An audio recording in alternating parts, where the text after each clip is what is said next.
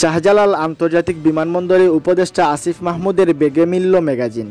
ঢাকার শাহজালাল আন্তর্জাতিক বিমানবন্দরে স্ক্যানিংয়ের সময় পাওয়া গেছে অন্তর্বর্তী সরকারের উপদেষ্টা আসিফ মাহমুদ সজীব ভুঁইয়ার বেগে। এ বিষয়টি নিয়ে ব্যাখ্যা দিয়েছেন তিনি। জানিয়েছেন, নিরাপত্তার স্বার্থে অস্ত্রের লাইসেন্স করা আছে, যদিও বেগে পাওয়ার বিষয়টি একেবারে অনিচ্ছাকৃত ছিল।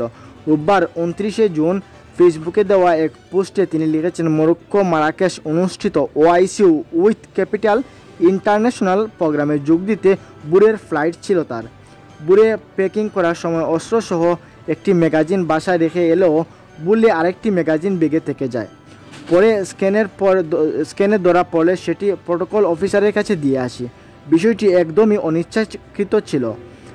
আসিফ মাহমুদ আরও লিখেছেন, নিরাপত্তার স্বার্থে আমার লাইসেন্স করা বৈধ অস্ত্র আছে। গণ অভ্যুত্থানে নেতৃত্ব দেওয়ার পর কয়েক দফা হত্যার চেষ্টা হয়েছে আমার উপরে, তাই নিরাপত্তার কারণে অস্ত্রের রাখা স্বাভাবিক। সরকারি প্রোটোকল বা নিরাপত্তা না থাকলে নিজের এবং পরিবারের সুরক্ষার জন্য লাইসেন্স অ্যাড রাখতে হয়। তিনি বলেন, শুধু ম্যাগাজিন দিয়ে আমি কি করব? যদি কোনো খারাপ উদ্দেশ্য থাকতো তাহলে অস্ত্র রেখে আসতাম না। এখানে অবৈধর কিছু নেই, তবে অনেকের জন্য এটি আলোচনা করার বিষয় বটে। সংবাদ মাধ্যমে খবর সরাতে চাপ দেওয়ার অভিযোগে অস্বীকার করে আসিফ মাহমুদ বলেন, চাপ দিয়ে নিউজ সরানোর অভিযোগ পুরোপুরি মিথ্যা। ঘটনার পর টিম সহ টানা 10 ঘন্টা ফ্লাইটে ছিলাম। ট্রানজিটে নেমে অনেকক্ষণ পর অনলাইনে এসে দেখে কত কিছু হয়ে গেছে। নাগরিক হিসাবে কারো নিরাপত্তার ঝুঁকি থাকলে তিনি নিয়ম মেনে অস্ত্রের লাইসেন্স করাতে পারেন।